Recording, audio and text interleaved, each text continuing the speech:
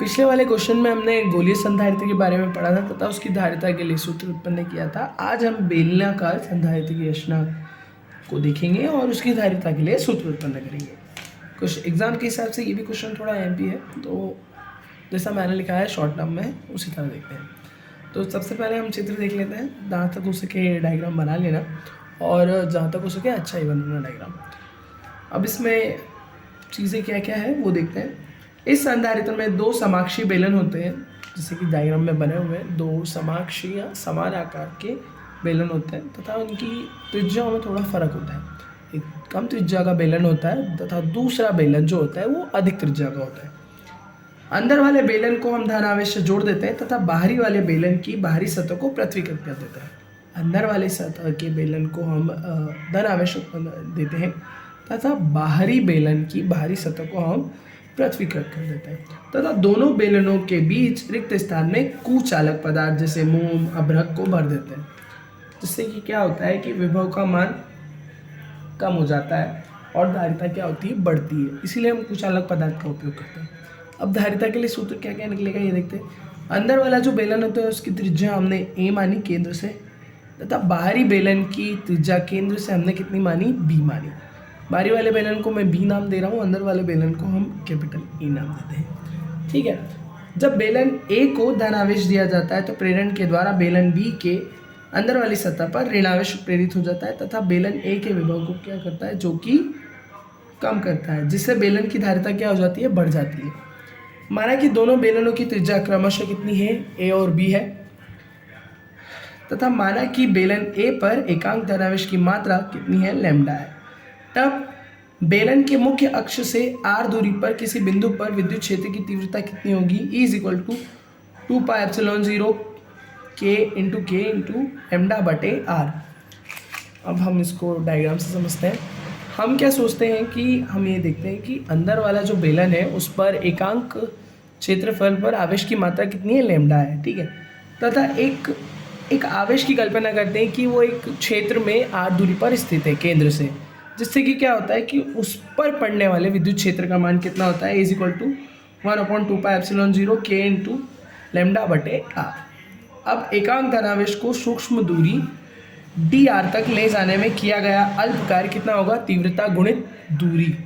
यहाँ पर जो कार्य होता है वो क्या है कि बल गुणित दूरी से हम प्रदर्शित करते हैं ऐसे तो, लेकिन यहाँ पर क्या होता है कि विद्युत क्षेत्र की तीव्रता का मान दिया हुआ है तो इसलिए हम तीव्रता में प्रदर्शित करते हैं। तो कार्य बराबर कितना, तीव्रता गुणित दूरी। तो अल्प की कार्य को हम यहाँ कितना है, dw is equal to E into d r. अभी हमने ई का मान निकाला। अब dw is equal to E का मान हमने क्या निकाला था, 1/2πε0 q इंटू लैम्डा बटे आर, जो कि बेलन की त्रिज्या के अनुपात के बराबर होता है। एकांक क्षेत्रफल पर लैम्डा आपका आवेश का जो मान था वो लैम्डा था और उन दोनों के बीच की दूरी का मान कितना था, जो एकांक क्षेत्रफल से एक स्थान से दूसरे स्थान तक ले जा रहे थे उसका मान था आर। वही रखते हैं लैम्डा इंटू आर और डी आर वैसा का वैसा।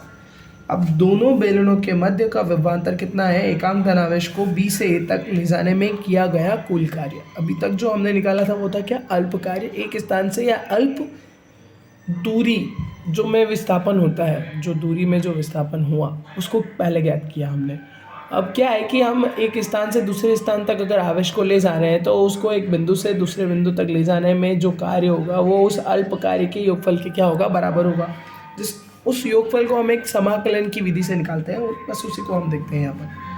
अब दोनों बेलनों के मध्य का विभवांतर क्या होगा कि उन दोनों स्थानों के बीच में लगने वाले जो कार्य का जो मान था उसके मान को हम क्या करेंगे, समाकलन से निकालेंगे। तो v इज इक्वल टू समाकलन का चिन्ह, बिंदु B से A तक ले जाने में किया गया कुल कार्य कितने का, किसके समाकलन के बराबर होगा, अल्प कार्य के, जिसको हम dw से दर्शाते हैं, जिसका हमने अभी मान निकाला। dw का मान कितना है, 1/2πε0 इंटू के लैम्डा बटे आर इंटू डी आर। बस dw की जगह मैंने उसी कार्य को लिखा है। अब इस समीकरण में जो कांस्टेंट वैल्यू है वो क्या होती है, समाकलन के बाहर निकल जाएगी। हमको समाकलन किसके सापेक्ष करना है, डी आर के सापेक्ष। तो मतलब कि आर वाले जो कांस्टेंट है वो ही अंदर रहेंगे, बाकी सब कितने क्या हो जाएंगे, बाहर हो जाएंगे। तो लैम्डा बटे 2πε0 इंटू के, ये कांस्टेंट वैल्यू, ये क्या हो गई, बाहर हो गई, माइनस का चिन्ह भी बाहर हो गया। अंदर क्या बचा, समाकलन का चिन्ह b बटे या b लोअर लिमिट और a upper limit 1/r into d are. अब हम समाकलन के रूल से जानते हैं कि 1/x का समाकलन कितना होता है, log x। तो 1/r का समाकलन कितना होगा, log r। अब लिमिट वैसे के वैसे लिखी मैंने, b इंटू ए। अब हम लगाते हैं लॉग वाले सूत्र। लॉग में सूत्र में क्या कहता है ये देखते हैं। सबसे पहले तो हम क्या करते हैं कि इस माइनस चिन्ह को थोड़ा रीअरेंज करते हैं। हम यहाँ पर लिमिट देख रहे हैं क्या है, a से b लिखी हुई है, तो हम क्या करते हैं कि इसका एक अरेंजमेंट बदल देते हैं। पहले थोड़ा इजी में लिखते हैं, माइनस लेमडा बटे 2πε0 इंटू के लॉग ए माइनस लॉग बी। मैंने लिमिट रखी, upper limit minus lower limit. या इस जो ऋण का चिन्ह है इसको क्या करता हूँ मैं, थोड़ा रीअरेंज करने के लिए या थोड़ा आगे पीछे करके इस ऋण चिन्ह को क्या करना है, गायब करना है।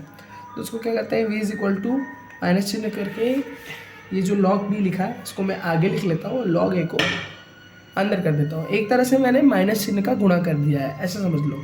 जिससे क्या होता है कि जो माइनस का लैम्डा था वो प्लस का लैम्डा बन जाता है और log b minus log a हो जाता है। अब हम log के सूत्र से जानते हैं कि log m minus log n बराबर कितना होता है, log m बटे n। छूट की तो हमारे पास है कितना लिखा हुआ है, log b minus log a। इससे कि सूत्र का मान कितना हो जाएगा, प्लस का लैम्डा वासा का वासा 2πε0 इंटू के लॉग m की जगह पर हमारे पास क्या है, m है, और a की जगह पर हमारे पास क्या है, n है। तो उसको हम यहाँ लिख लेते हैं। बस ये हमारे विभवांतर का मान आया। ये दोनों संधारित्रों के बीच लगने वाले विभव का मान है। अब आते हैं हम धारिता के लिए। धारिता के लिए पहले हम विभव का मान देख लेते हैं, ये क्लियर हो गया। अब धारिता का मान निकालने के लिए हम संधारित्र के अंदर जाते हैं वापस से। अब संधारित्र के एकांक लंबाई की धारिता कितनी होगी ये देखते हैं। उसका मान c is equal to lambda बटे v। अभी हमने जो विभव का मान निकाला उस विभव के मान को हम यहाँ लिख लेते हैं। तो कितना आया, लेमडा इज इक्वल टू या c is equal to lambda बटे 2πε0 के इंटू लॉग b बटे a। ये log b बटे क्वेश्चन, लेमडा से लेमडा कैंसिल हुआ, बचा कितना 2πε0 इंटू के बटे log b बटे a। पक्षांतर के बाद ऊपर से आता है, जैसे कि यही हमारी संधारित्र की